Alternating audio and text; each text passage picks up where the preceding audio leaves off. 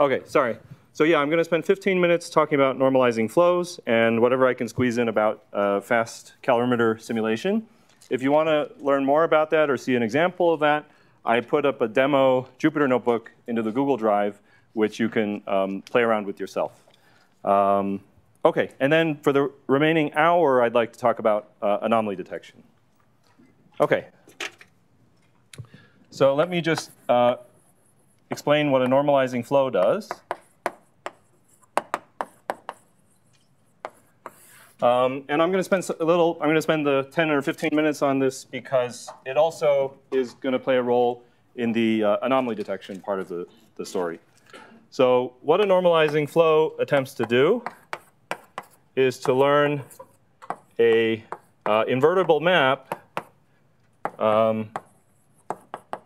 between the data and simple noise. Like for the sake of argument, let's say Gaussian random noise. So it's an invertible map between data and simple noise. OK, and because probability is conserved, we must have, so we're trying to learn P of x. That's the goal. So we want this. And probability is conserved, so we know it's related to the probability density of the noise, which might be e to the minus z squared or something, something we specify ahead of time, times the measure. Yeah. So P of x is then equal. Let's say z is equal to f of x. This is the normalizing flow that we're trying to learn from the data. Then P of x is equal to P of z times the Jacobian. Let me write it like this. OK, so that's how we can do density estimation. OK, so if we can learn this map and we can calculate this Jacobian, then we can get the probability density of the data. OK, so this is a form of density estimation. Or if you like, mapping x to noise is density estimation, and mapping noise to x is generation. So if we can accomplish this idea of a normalizing flow, we can do both. We can get densities explicitly, and we can generate more examples. OK, so right. So in order for this to work, though, we need a function whose Jacobian is straightforward to calculate. OK, so we need a tractable Jacobian. OK, and if we have that, these normalizing flows are also extremely straightforward to train. Yes? What do you mean by tractable? Tractable in the CS language, I guess, means computable. Okay. Yeah, something we can compute on a computer. OK, so good. So if we have that, then these are actually, the training of these, the loss function is actually extremely simple to think about, right? Because remember the maximum likelihood principle, right? So what is the likelihood of the data given the model? What is the likelihood of the data given the model? So the model is this normalizing flow, which is a likelihood function, right? So the likelihood of the data given the model is this P of x that the flow is trying to learn, right? So the loss for normalizing flows is just log P of x. So imagine that this function has some parameters. So this function also has some parameters secretly hiding in it, let's say p theta, like that, right? And there's some f theta, like that. So this is the loss. I guess if we want to maximize this, so if we want to minimize it, it's minus log of the density that we're learning, right? So I wrote it two different ways. If you want, I can write it the same way. So we want to minimize the density itself, the learned density itself, with respect to the parameters of the neural network. So you see it's convex objective, it's converge, and it's not at all like the GANs. Yeah.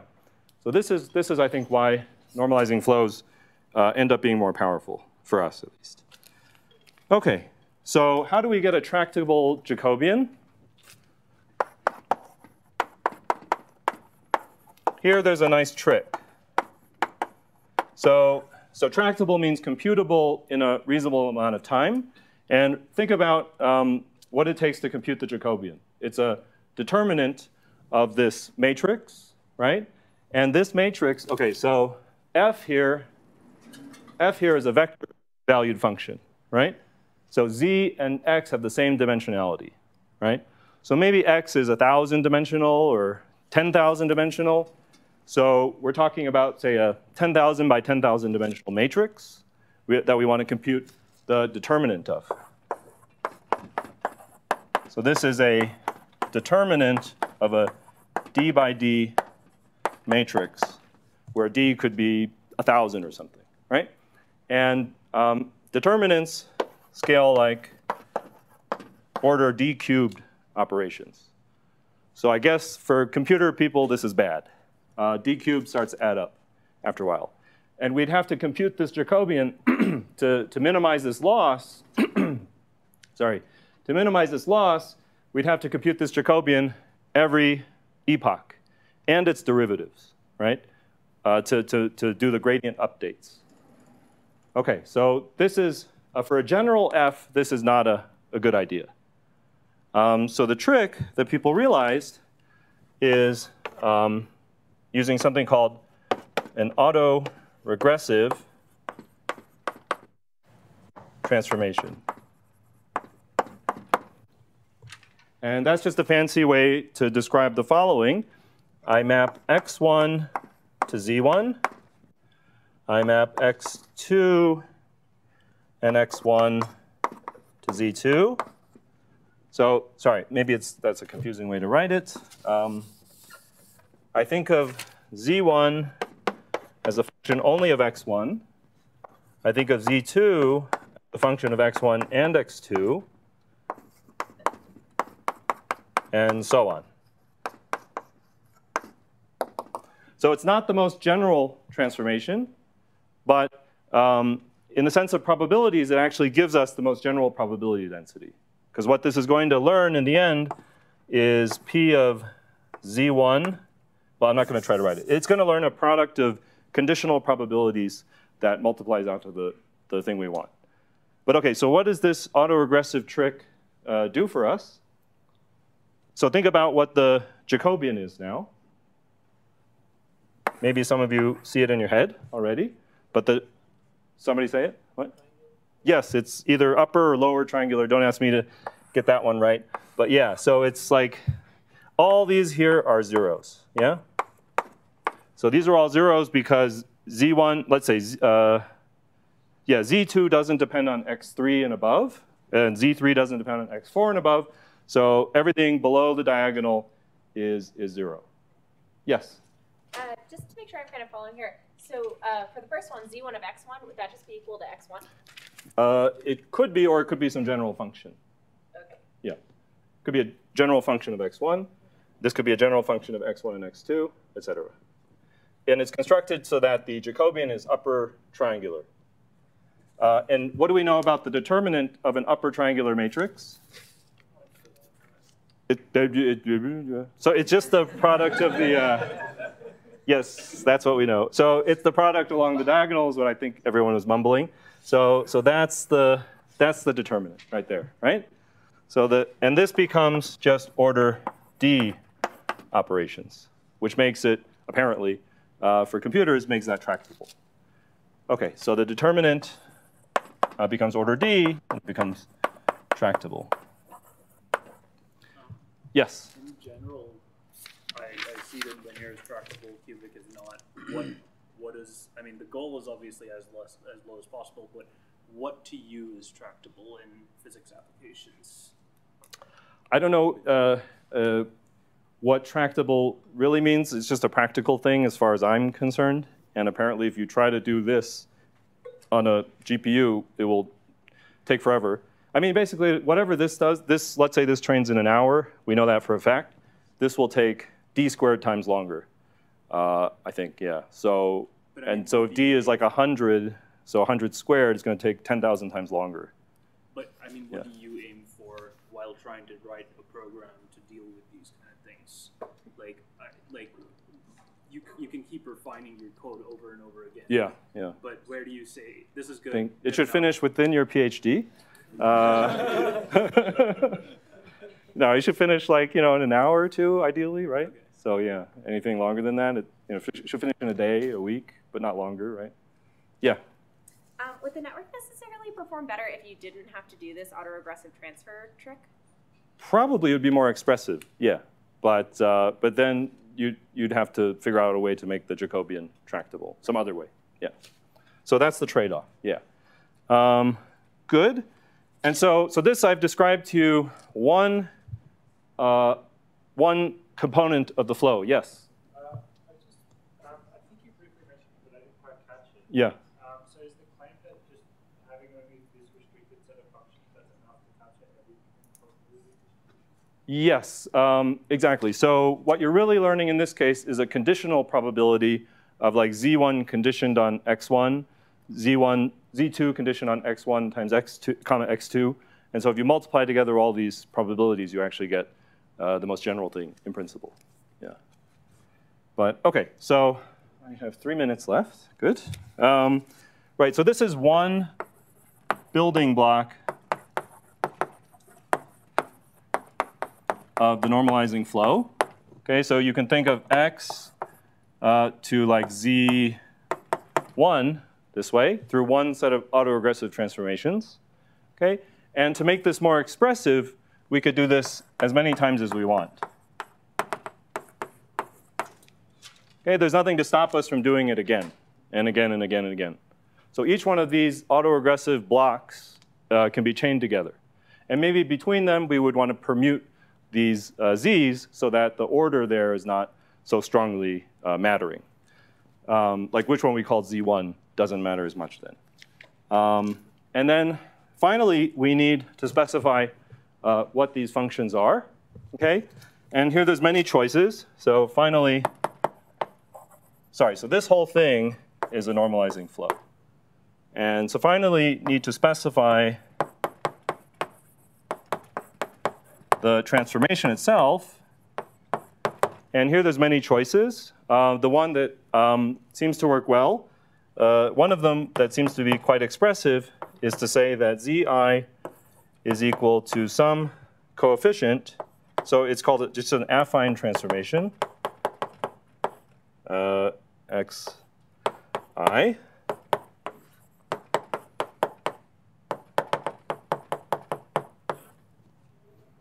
OK. So it's just an affine transformation, basically just a linear transformation, whose coefficients are, again, general functions. Okay? And now, finally, we can put in a neural network. So finally, the idea is to make these neural networks. And that gives us a sufficiently, for many applications, expressive set of transformations. OK. And so this whole structure is called a masked autoregressive flow. It's just one flavor. It's just one flavor of normalizing flows. Yes? Does the condition of invertibility restrict the kind of activation functions you can use? Does it restrict the kind of activation functions you can use? No, no. No, because the invertibility in this case, I can invert this transformation trivially.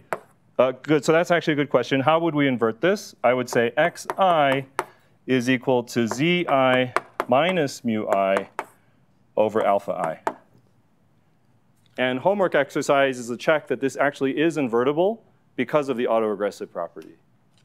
So check invertible, like explicitly invertible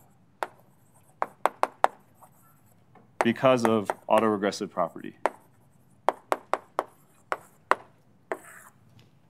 So that doesn't depend on the activations at all. As long, I guess, okay, as long as alpha I is non-zero, this can be inverted. Yeah. Okay.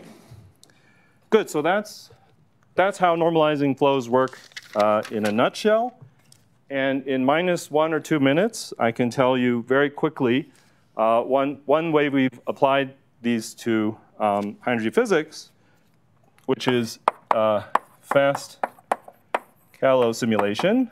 And I'm just going to sketch that out super briefly. But let's say, for the sake of argument, we want to simulate how electrons, photons, pions, et cetera, how do they shower inside the calorimeter. So that's of relevance, of course, for generating Monte Carlo for all sorts of experiments. And the conventional way to do this is with a program called Géant, which is very accurate but very slow. Okay, so this might take order for LHC showers. This might take order seconds per shower or more. And one general idea, or one general application of machine learning, not just to this, but in general, goes by the name of surrogate modeling. And the idea is we might generate, say, some sample of Géant showers, pay that expensive time cost and compute cost up front, and then we fit our generative model to those Géant showers. And now our generative model, if it works, has learned the distribution of Géant showers, and we can sample from that very quickly. So we fit a GAN or a normalizing flow or something to Géant showers. And then these are very fast to sample from. And so the first paper to try this was with a GAN in 2017. It was called CalloGAN. And they showed that you could speed up the simulation of generation of Géant showers by a factor of 10 to the 5. So that's a big, so you can sample 10 to the 5 times faster. The accuracy was so-so, I would say, but it was a really seminal work because it was the first to apply these modern ML methods to this problem, to show that anything at all could be done.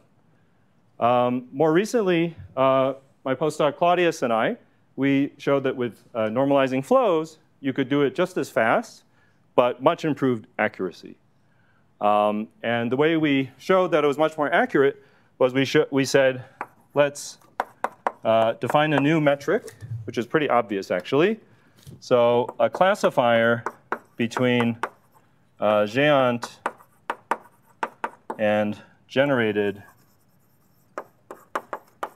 showers. And we showed that this classifier could learn to distinguish GAN showers 100% of the time from fake ones, and something like only 70% of the time for normalizing flows. So this was a big gain. Yeah? I'm a little surprised by that, just because part of the GAN is this classifier that's like trying to not distinguish it. Good, good, Do you know good. what's going on there? Yes, so everybody always asks that. So what's going on is that the GAN, you never train the GAN's classifier to completion, because that would be like running away from the saddle point. So you only train it a little bit, and then you train the generator a little bit, and you alternate. That's how GANs are actually trained. So the GAN never gets to learn the true classifier. Yeah. Mm-hmm. So is that 70% that you get with the normalizing flow, is that satisfactory? Well, we viewed it as a big deal because it's the first time, I think, even in the real-world literature, anybody had ever shown that you could fool this classifier metric at all. So in real-world images, too, the GAN would be distinguishable from real-world images by the classifier 100% of the time, which is why nobody ever talks about this metric.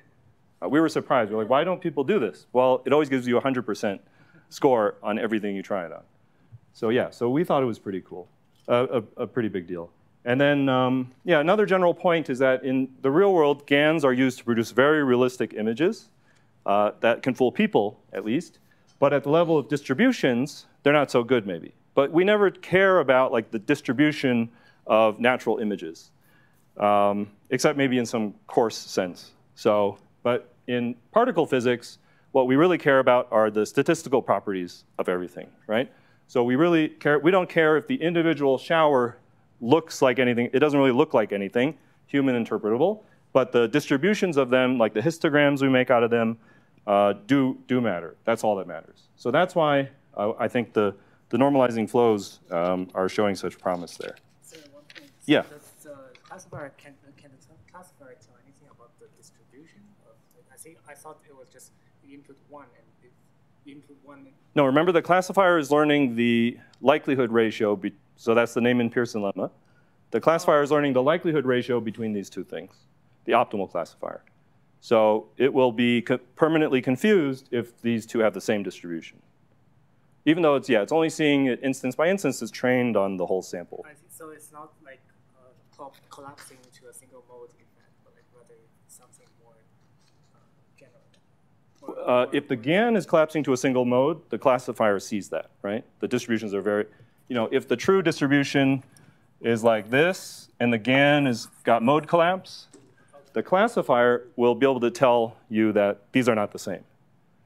Whenever it sees this event, it'll know for sure it's not GAN. Yeah. So the distributions matching and the classifier being 50% all the time confused go hand in hand.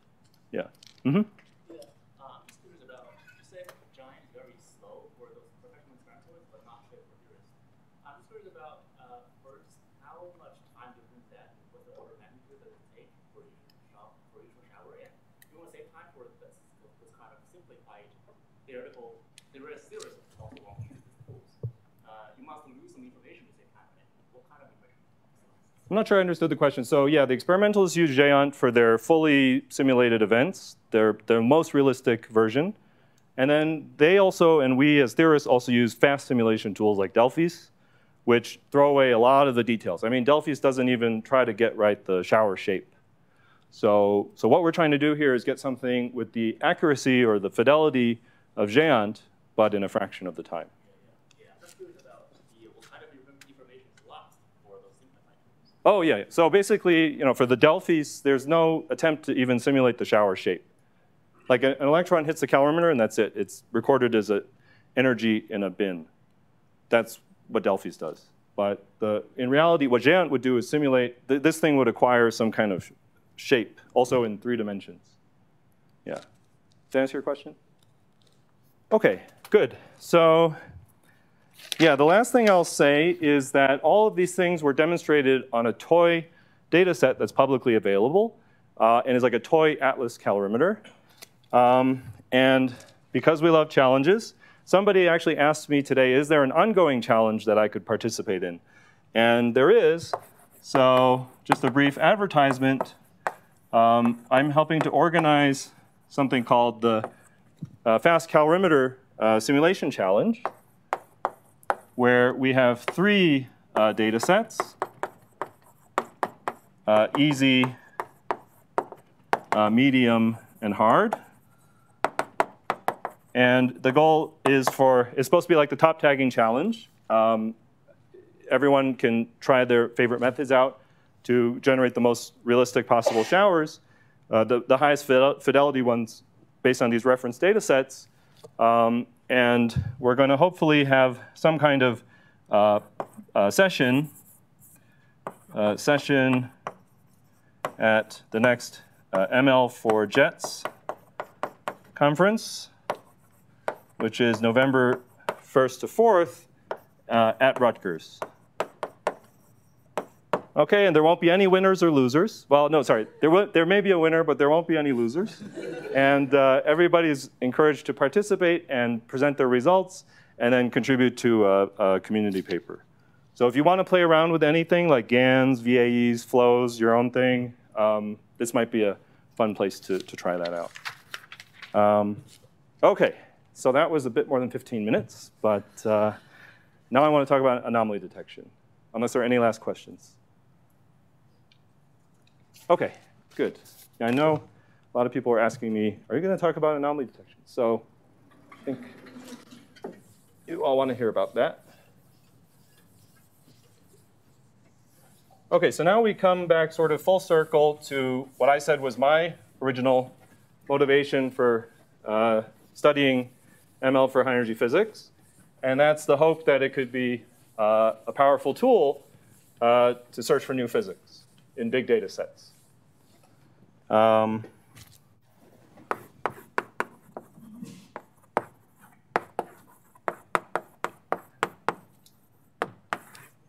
And so far, we've talked about supervised machine learning, like classifiers.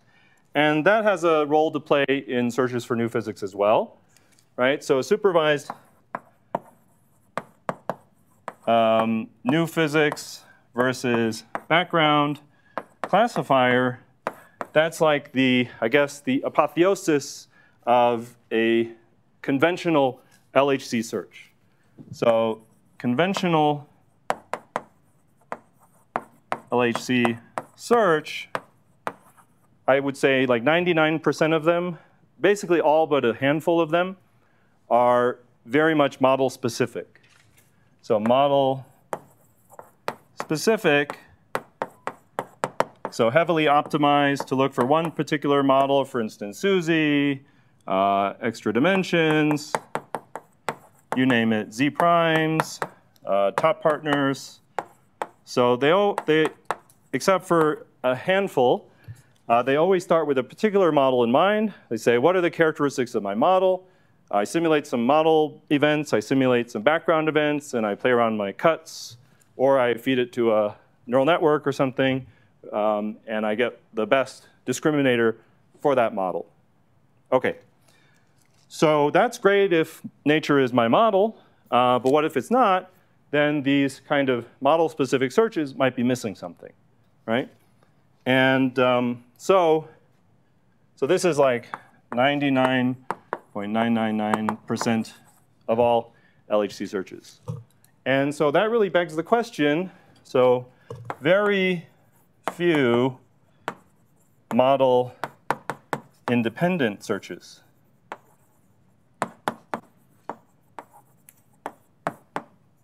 Yeah, there's very few model-independent searches at the LHC. Literally just a handful. So I'm not going to spend time asking why that's the case. That's some sociological reason, maybe. But this presents a huge opportunity,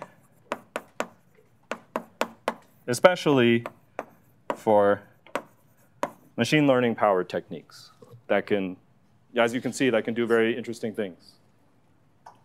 OK. So you might ask, how do we search for new physics if we don't specify what the model is? Does that even make sense? So now let me explain to you two ways in which that could make sense.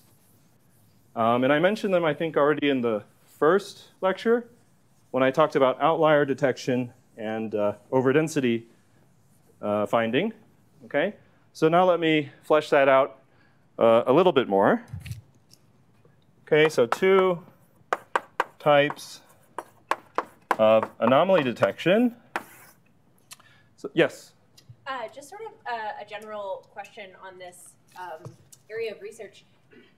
Until Atlas and CMS make their data public, what can we as theorists do in this subfield? OK, well, I'm going to show you three things that I and other theorists did, cool, which are now being picked up or have already been picked up by the collaborations. So what we can do, I think the bigger picture answer to that is, yeah, so what can, isn't this like the playground of experimentalists? It should be, but they're so busy like doing these searches that most of them don't have time to think about this stuff, right?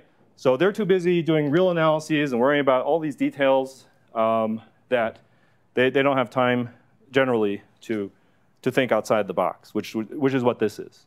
So I think our contribution or our role that we could, our edge as theorists could be that we can think outside the box and we're not so constrained by the high stakes nature of analyzing the real data. Yeah. So does that answer your question? Yeah, I really do think that we as theorists do have a role to play. OK, so two types of anomaly detection. The first is outlier detection, which, strictly speaking, should be focused on finding places in the data where the background probability density is 0. That would be a true outlier, right? Of course, that requires me to know what the background probability density is, but let's say I know what that is.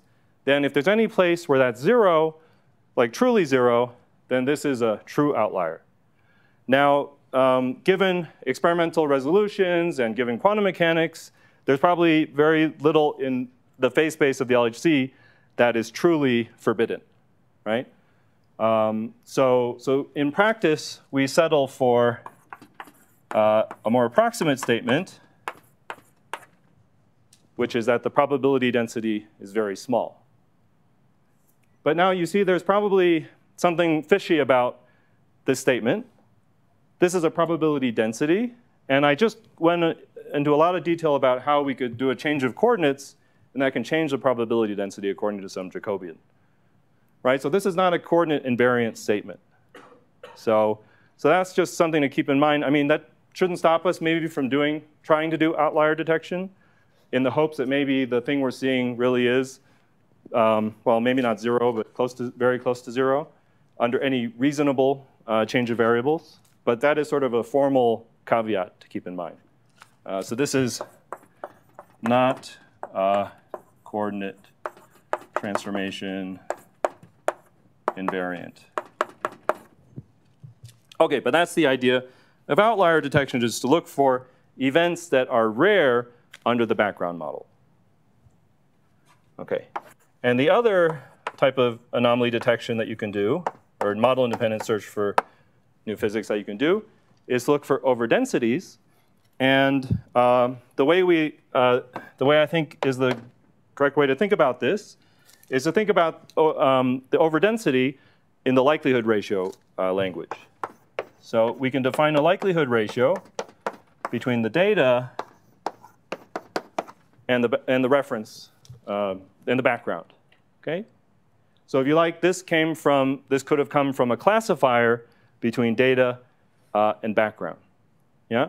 So this, by the Neyman-Pearson lemma, so this is Neyman-Pearson optimal for the following sort of, it sounds kind of specious when I say it, but it's for the data versus background hypothesis test. So I want to do, if I imagine doing a hypothesis test on my data, is my data more like my data or more like background? This would be the likelihood rate. This would be the optimal detector for that. Okay, so we gave this thing a name. We called this the idealized anomaly detector, in the sense that this could be the best you could do to detect any deviation from the background. And if you like, this is looking for overdensities. So places where, in principle, it could also look for underdensities, but we expect new physics to probably give us an overdensity, right, an excess of events somewhere. Like the only way to get an underdensity would be through some kind of interference, presumably. So generally, we're looking for an overdensity. So R greater than some cut greater than 1 could define our anomaly score in this case. Yes, question? Question about the outlier detection. Mm-hmm. Why would you need machine learning for that? Well, you might need machine learning to learn this. OK. Right? Mm-hmm. Yeah. Especially in a high-dimensional space. Mm. Yeah. Good. OK, so any other questions? All right, good. So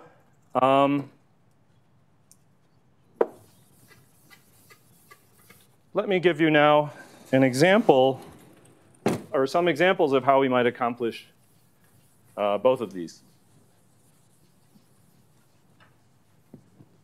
OK.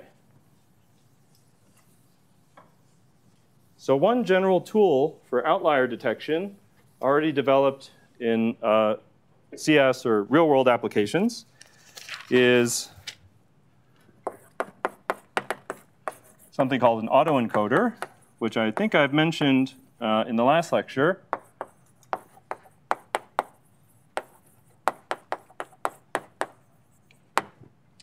And the autoencoder, so let me just say it again. The autoencoder is some ML algorithm that tries to map data back into itself through some latent space, which is smaller. Okay, so we try to learn a map. Okay, and because this latent space is smaller, it can't just learn the identity map. Okay, because we put a bottleneck in there, the autoencoder is forced to learn something more non-trivial than the identity map. And so the loss for this might be like the mean squared error between the input and the output. Okay, so this would be called the reconstruction, I can't spell, error. Okay, so autoencoders have many applications, including, like, you could think of this as nonlinear principal component analysis or learning a compression of the data.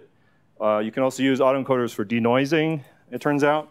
But one of their principal applications is to anomaly detection. And the idea here is for anomaly detection, imagine AE trained on background events.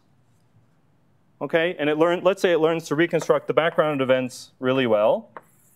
So you get a reconstruction error distribution for background events, which peaks sharply at 0. And then occasionally it makes some mistakes because it has finite capacity. It's not the identity map. So this could be the background, yeah? Now, suppose the autoencoder is fed an anomalous event, by which I mean an outlier that it's never seen before. So if it's never seen it before, it hasn't like optimized for how to transform that event back to itself. And it might just do something random and unpredictable at that point. So on average, you might hope to get a distribution of reconstruction errors for your sample of outlier events, which lives out on the tail. So these could be the outliers.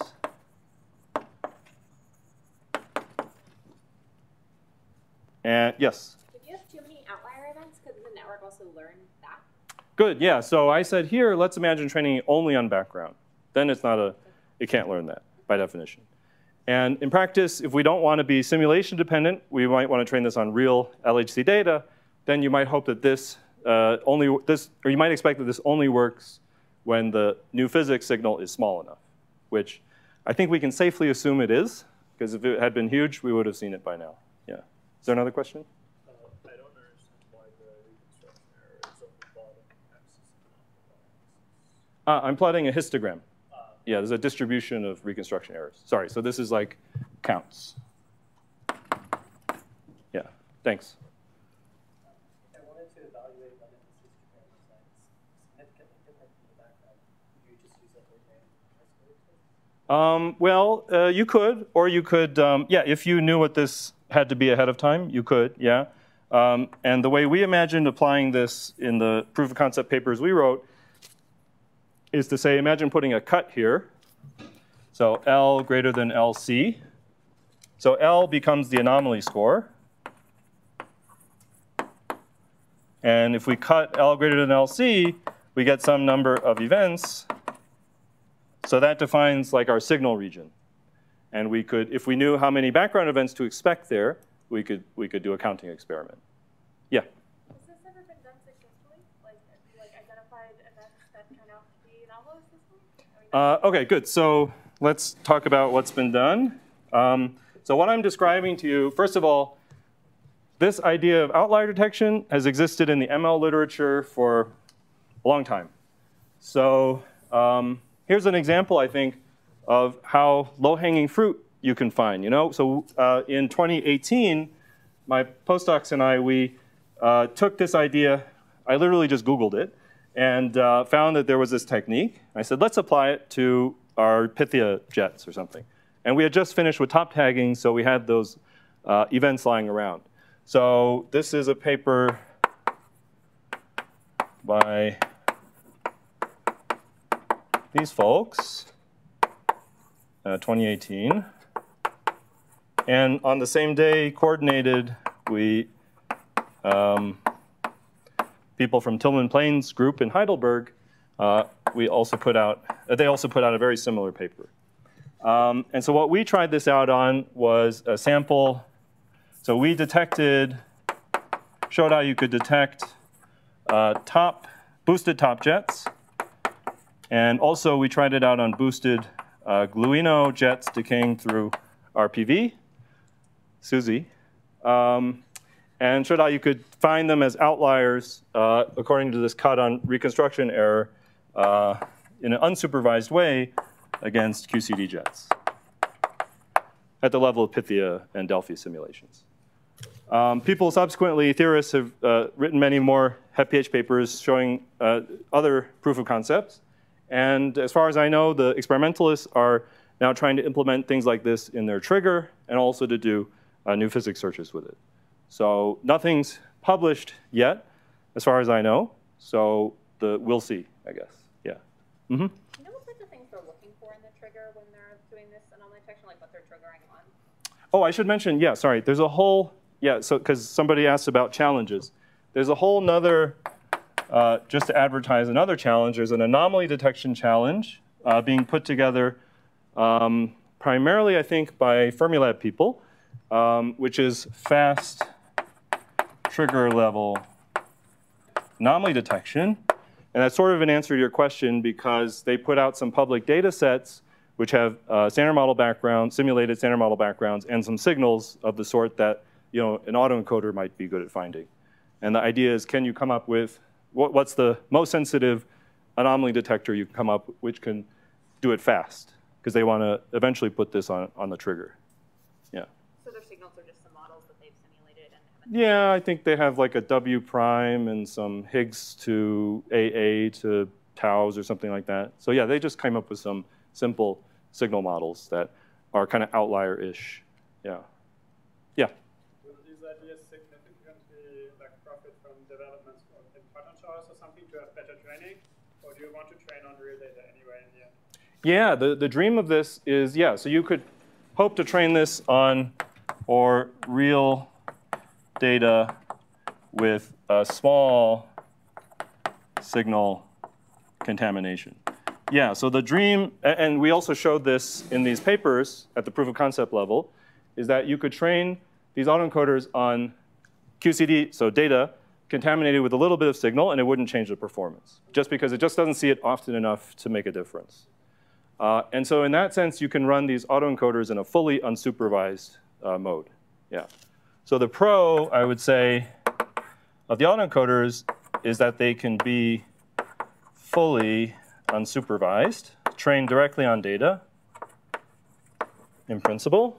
And then the con, I would say, is that, they're generally, this is from experience, I guess, they're generally not very sensitive, and they're generally uncontrolled. That is, you get what you get, and don't get upset. So yeah, you can't really control what they're going to do. And some signals they'll find very well, other signals they'll miss completely. So they're not guaranteed to be optimal ever. So it's kind of a crapshoot, the autoencoders. At least that's our experience. OK, so on that note, I have 15 minutes left. I'm going to now describe some of the ideas we've had for looking for overdensities. Oh, I have a whole half hour. Ah. Interesting. So now I will talk much slower. OK. Good. So I think I might need the whole half hour anyway. So how do we look for overdensities? So we want to learn P data over P background. That would be the ideal thing. Okay? And the first thing you might try or think about is, what if we get this from Monte Carlo simulation? But actually, what do we get from Monte Carlo simulation? This is not tractable, right? So we get events out of Monte Carlo simulation. We get samples. So that's where this likelihood ratio trick, or that's where the classifier being the Neyman Pearson classifier comes in, is that if we take data versus Monte Carlo events and train a classifier, we could hope to learn, let me give this, did I give this a name already? Let me give this a name. We could hope to learn R, right? So people have proposed this idea, and maybe it would work if the Monte Carlo simulation is good enough. But what if the simulation is not good enough? What will our classifier learn? But let's go apply this classifier to data. So maybe we do R greater than RC, and we get some number of events. Never mind how I estimate backgrounds. If my Monte Carlo is not good enough, what is this classifier going to produce? What are these events predominantly going to be? Well, they're going to be all the places where the data differs from the Monte Carlo, right? And if there's no new physics, but the Monte Carlo is not good enough, it's going to be all the places where the Monte Carlo is not good enough, right? So if the Monte Carlo is not accurate, then this will give us all the places it's not accurate, right? So this could be a good way to fix Monte Carlo simulations. So all the defects of the Monte Carlo. So don't mean to say that's a bad thing. Maybe we can use that to improve our Monte Carlo simulations. Yeah? Have there been any comprehensive studies using this to actually get a good understanding of why the Monte Carlo doesn't work where it does and actually make a newer, better tool? Good. So I'm not aware of this kind of thing being actively used, but I'm also not plugged into the Monte Carlo development community. So maybe the developers of Pythia or Herwig are doing things like that with real data. That would be, I don't know about it, if they are. I can say that a previous iteration of this idea, using Monte Carlo so heavily, occurred in the prehistory of collider physics, so at the Tevatron days and earlier, by a fellow named Bruce Knudsen. And indeed, they found lots of places where at that time Pythia was not performing well. And I think those were then later iterated upon. So yeah, so I think that did happen in a previous experiment. Yeah? What more or less goes into building a Monte Carlo? If I go to someone and say, here you might have a defect, is it even possible to fix it? If you can pinpoint, maybe it's a missing higher order correction, then it's really not a fault of the, well, then you need to calculate those diagrams and include them in that you're missing and include them in your simulation, right? Or if you can pinpoint maybe it's some fault of the showering or hadronization, those things are tuned to data anyway. So maybe you just need to retune them this was like some boundary or edge case that you had missed previously. You need to tune them more heavily. So I can imagine things like that being fruitful, yeah. Okay, so, but the general sense, I think, of most people, at least, myself included, is that the Monte Carlo is probably not good enough to carry this out, meaningfully. Okay, so in that case, can we get this directly from data somehow? That's the question. And so to get it directly from data, what we need is basically a control region. We need a place where we believe there's no signal. And yet somehow it's similar enough to the signal region that the background part of that is the same. So ideally, we'd like a situation where P data in the control region is equal to P background, and P data in the signal region is equal to, well, to conserve probability, I should do something like this.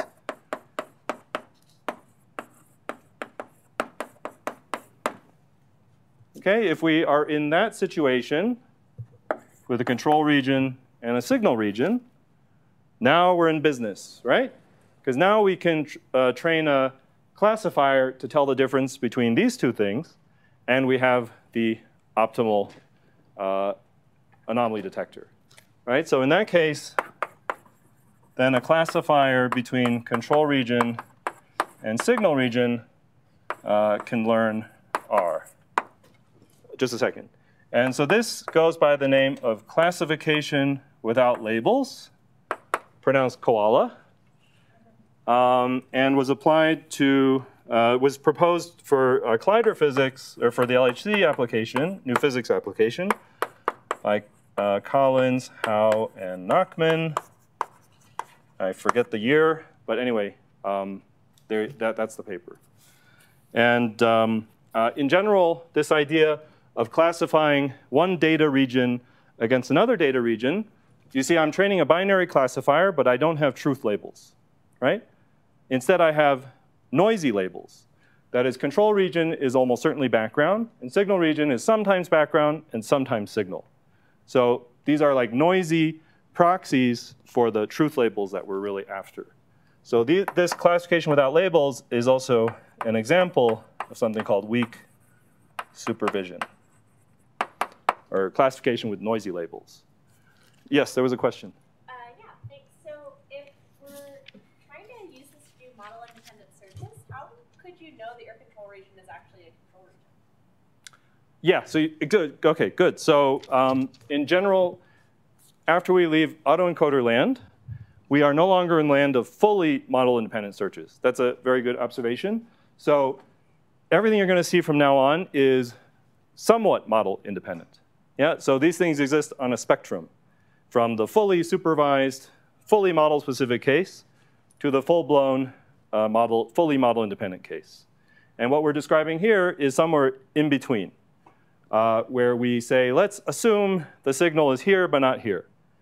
But then maybe let's not assume anything else about it. So it's almost model-independent. Yeah. So that's, I think, the program that we're trying to flesh out here. And hopefully the LHC will flesh out in the coming years, is a broader landscape or spectrum of searches ranging from fully model-specific to fully model-independent. Currently, there isn't anything. Actually, Atlas did the first koala hunting search recently, like a toy version of that. So that's all that exists. Yeah. Oh, yeah, sorry, this is called koala hunting. Yeah. OK, good. Right, so so this is a very powerful method if you have access to a control region where the background distribution is the same as in your signal region. OK, so this is very powerful, but requires P background to be the same in the control region and the signal region. OK, so that's the drawback of the koala method. Good. Oh, yeah, I should say the way that they propose to apply this to the LHC, yeah, I should mention that, is here, let me start a new board.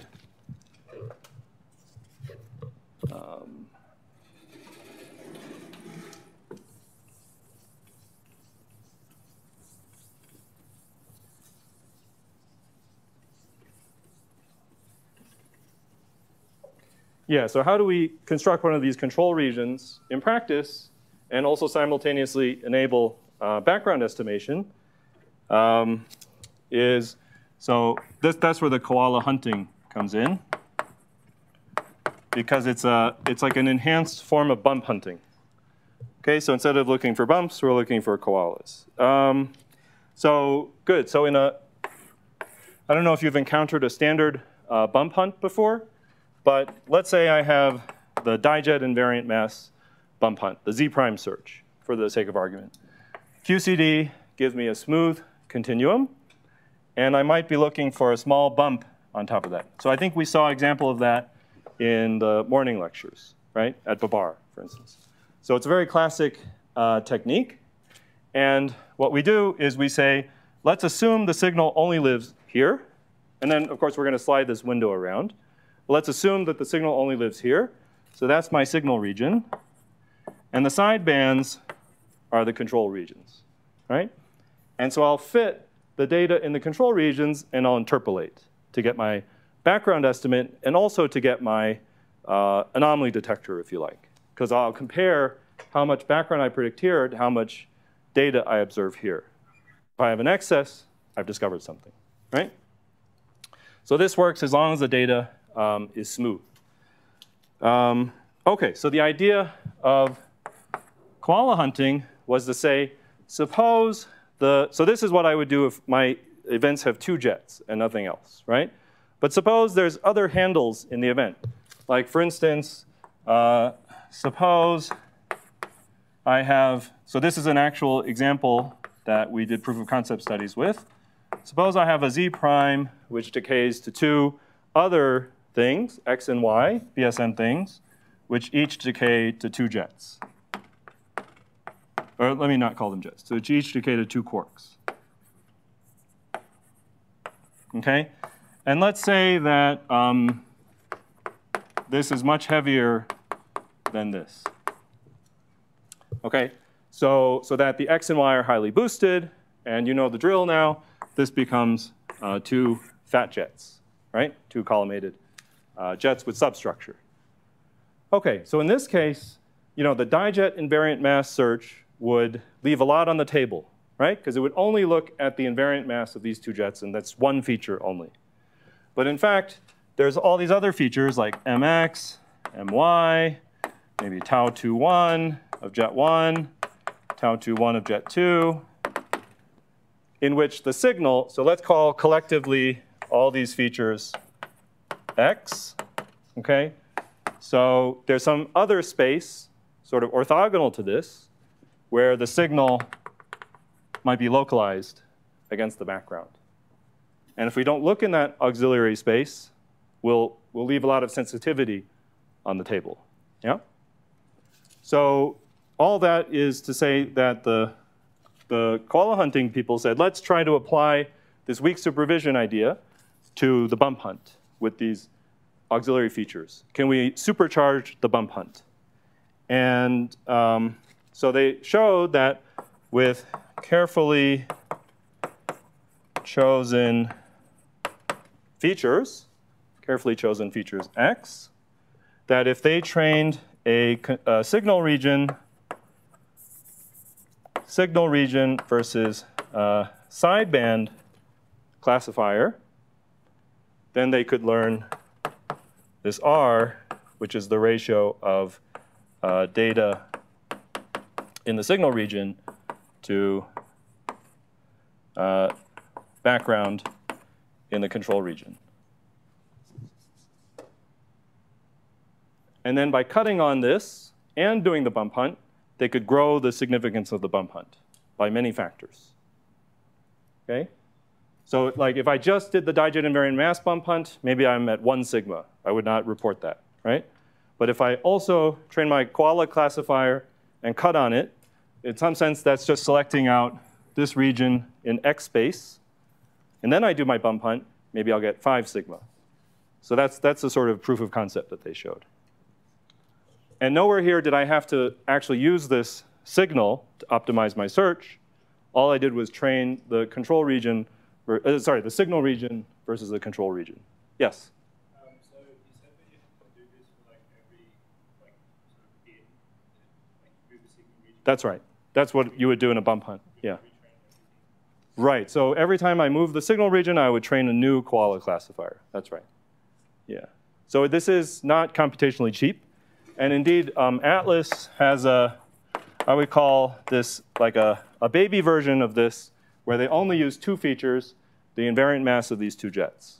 So they have, I think it's like a year old now, but Atlas has the first version of this out. And I think to do this properly, scanning the signal region window, and also they had to run many pseudo experiments to quantify their errors. They had to train, I think the number was like 10,000 neural networks for this. So many CO2s were emitted for this, unfortunately. OK, so that's the idea of koala hunting. Yeah. Just conceptually, Oh, how? sorry. Okay. So when you're saying with carefully chosen X, does that mean that it gives you a pretty good understanding of what your smooth background will look like? No, I was referring to this caveat here that koala hunting requires the features to have the same distribution in the control region, signal region. So if I chose the wrong features, then they might be correlated with MJJ in the background, and then the koala hunting would break down. So I should be careful to choose my features so that they're largely independent of MJJ. That's what I was referring to. So carefully chosen X meaning independent of MJJ in the background. Yeah?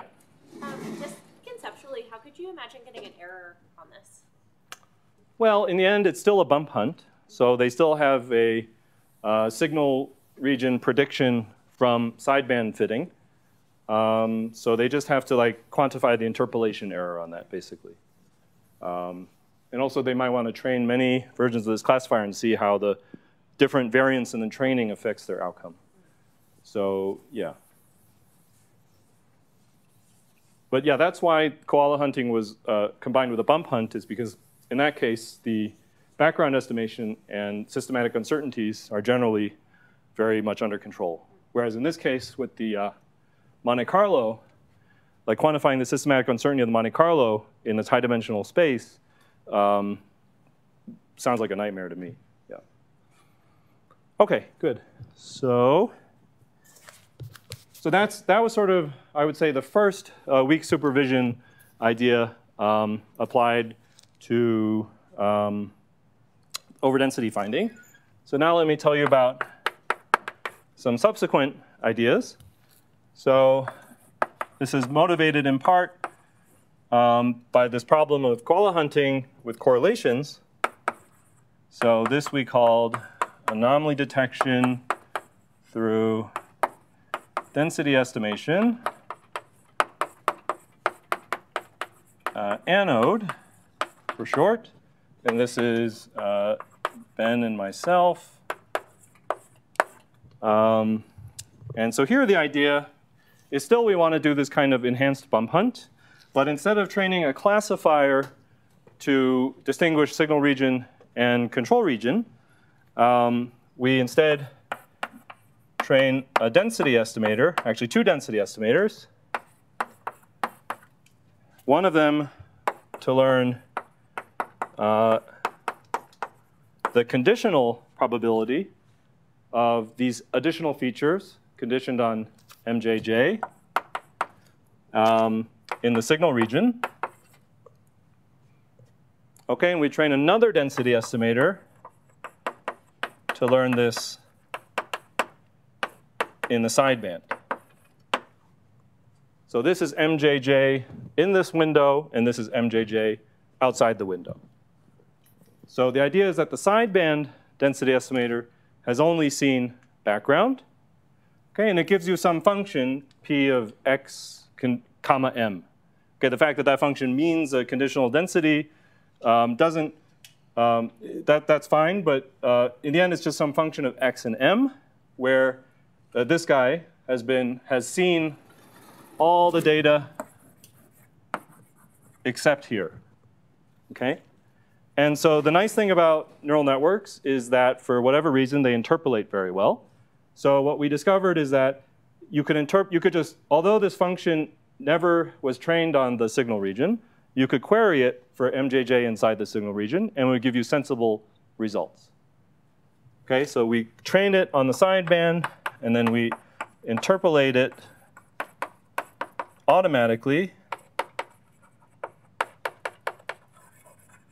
So it started off with training this thing. The project started off with training this thing, and then I was trying to interpolate it by hand or fitting into all these other additional functions or training a second neural network to interpolate it. And then one day I just tried plugging in MJJ in the signal region without doing any additional interpolation, and I found, oh, it actually works really well. So yeah, that's the magic. And so interpolate automatically into the signal region.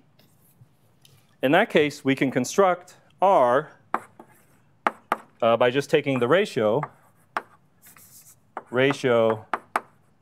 of density estimators. And the virtue of doing this is we showed this is robust against any correlations between X and the features. So this is because of this interpolation quality. Robust against correlations in X and MJJ. That's the pro. And the con is that density estimation is much harder than classification. So whenever the koala assumptions are satisfied, the koala method is much more powerful, we found. But if there are any correlations, then anode is more powerful. So that's the trade-off. OK. And the last thing I want to tell you about, yes? So I'm not really sure I understand what's happening here. OK, the yes. ratio here, this R, you're saying take the ratio in the sideband and the signal region? Right, so I'm saying train these in these two places, interpolate this one into the signal region, and then take the ratio. But I guess it sounds like you're telling me it interpolates pretty well, so then don't I expect this to be R equals 1? Yeah, why would it not be R equals 1? Because this was fit only to background data. So when it interpolates, it's only going to interpolate the background density. I see. It doesn't know that there's like a signal bump there. It can't interpolate that, thank God, yeah. Yeah, it's just going to do something smooth. So the assumption here, right, is that the background is smooth in every feature. And then we're basically doing a multi-dimensional bump hunt, or sideband fit. Yeah. Good. Is there some other question? OK. So the last thing I want to talk about is an idea that we had very recently, or the last method I want to share. I think, did Anna give a talk about this already? 5-minute talk? OK. Well, I'll give another 5-minute talk. OK. So sorry if you've already heard this before. But just for the sake of completeness, so something we did very recently, which sort of combines these two ideas, is classifying, oh God, am I going to remember this? Classifying anomalies through outer density estimation, or cathode. OK. So, right, so this combines, in some sense, the best parts of koala and anode.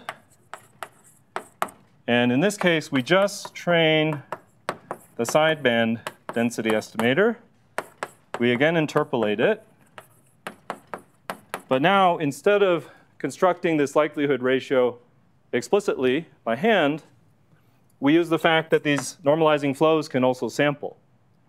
So now we sample to produce background events. And then you can train a classifier between data and background, as in koala.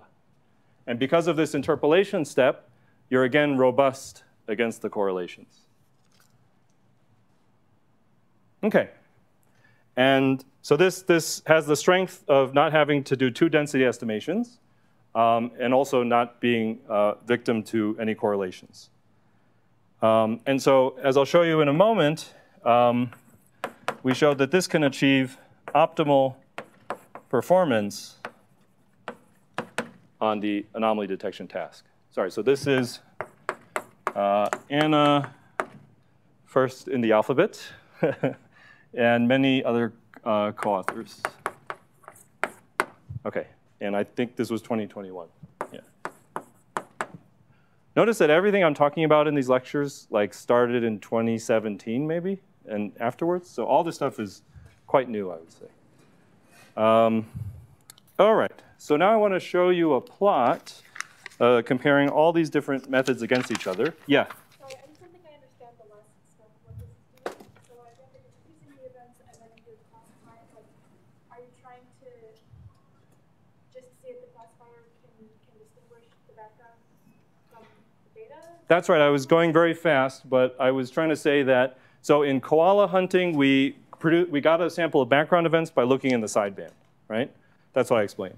So here, we're getting a sample of background events by fitting a density estimator to the sidebands, interpolating it, and then sampling from it. So the interpolation step lets us morph them into the signal region. So it's stronger than koala, more robust against correlations. The classifier is doing the same thing as in koala. It's going to learn the likelihood ratio between p data and p background. Yeah, it's just like in koala hunting, as in koala. Yeah. OK, so the last thing I wanted to do was to show you a plot. But in order to show you this plot, I have to explain how we quantify like a metric for the success of these anomaly detection techniques. And the main metric that we find useful is something called significance improvement. OK, so that's pretty easy to explain, I hope. So the metric for this is called significance improvement. And it's simply, if I started with some baseline, let's say my baseline is the bump hunt, OK? And I have some number of background events and some number of signal events, OK? Then my initial significance is nominally, right, s over square root of b. Now imagine I do some cut on my anomaly score. What is that cut going to do? Well, it's going to multiply my signal by some efficiency, and it's going to multiply my background by some efficiency, right? So this is after anomaly detection, okay? So you can see it's multiplicative. So it goes like the significance will improve by this factor. Right? So it's the same epsilon s and epsilon b that we had in our classifier discussion, but now we're taking the ratio of them in this way with a square root. Okay? So this is the factor by which the significance improves. Or if it's less than 1, then by which it got worse. Right? OK, so if I tell you the significance improvement is 5, then whatever my initial significance was, it grew by a factor of 5. Nominally, right? OK, so good. So we applied this to, well, I didn't tell you about this, but there's a whole nother challenge that's already over, but you can still play around with the data. Let's see, does this work? Which we called the LHC Olympics 2020, because there was a previous iteration of the LHC Olympics, which I think Natalia and Philip may have helped to organize. Oh, you were on the receiving end, yes. So Natalia and Philip were victims of, and and that was before the LHC started, and that was primarily focused on signal characterization. Like, if we find the signal, how can we measure all the lepton masses and things like that? So we came up with the LHC Olympics 2020 after the LHC didn't find anything for a while, and said, let's focus on not signal characterization, but signal discovery. So we produced 3 black boxes with different secret signals inside, and had people try to go and find them. So now the black boxes are open, so you can see what was in. Now we provided the keys to decode them. But you could still play around with them. And we also provided an R&D data set with the signal known that people could try out their methods on, which is, oh, I covered it up. But it's actually that 2-pronged XY thing that I mentioned before. Okay, oops. So we tried out all these methods, developed actually, all these methods. You can see koala, anode, and cathode. They were all developed using this R&D data set. And so this is the significance improvement as a function of signal efficiency, showing you, so this is for, we injected a signal which started off its life at, I think, do you remember what it was, Anna? It's like 1.5 sigma or something, or maybe 2 sigma. So we injected a signal which was maybe 1 or 2 sigma to begin with. And this is the amount which these methods can improve the significance without saying ahead of time what the signal was. And you can see cathode here does the best. And I mean, it's kind of statistically meaningless at that point, but it can nominally improve the significance by a factor of almost 15, which means you could take your 1 sigma excess and turn it into a 15 sigma excess. And you know, so that could be, so there's no, well, now there's this koala hunting search, but prior to that, there was no search for this particular signal, this z-primed xy thing. That's why we chose it. And so that could be hiding in the data at 1 sigma significance. And only with these methods, or a dedicated search, right? If you do a dedicated search, of course, you would find this. But it's only with some kind of search that it could be hiding there and could be actually have 15 sigma of significance. So that's, I think, the hopeful message I'd like to end these lectures on. Yeah, there are probably some questions. Yeah. So if it's reading into something that's not there, could it potentially reduce that 1 sigma? And if so, have people already been trying to apply this to the WMS? Okay, let me unpack the question. So you're saying, could we reduce the significance if we're not lucky? Is that? I mean, if you see, if we're reading too much into something that might not be really there, could it actually, tell you that? Could it? Oh, you mean if it's a false positive? I'm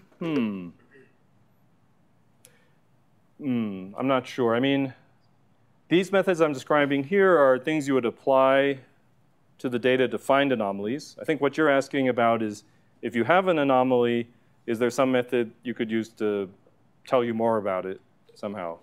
That would be a different ballgame altogether, I think. But it's an interesting idea, yeah. How would you, seems like you'd have to put some kind of bias or some kind of theory prior into that to say if this anomaly is real or not. Maybe some kind of clustering, like it would cluster in some features. If it's like totally random looking, then it's probably not real, that sort of thing. But yeah.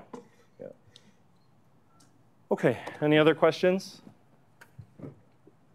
before we stop? Okay, I think we're done then. Thanks.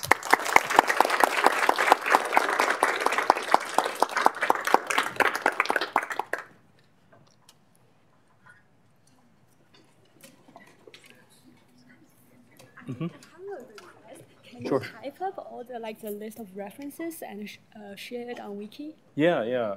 I could probably go through my notes.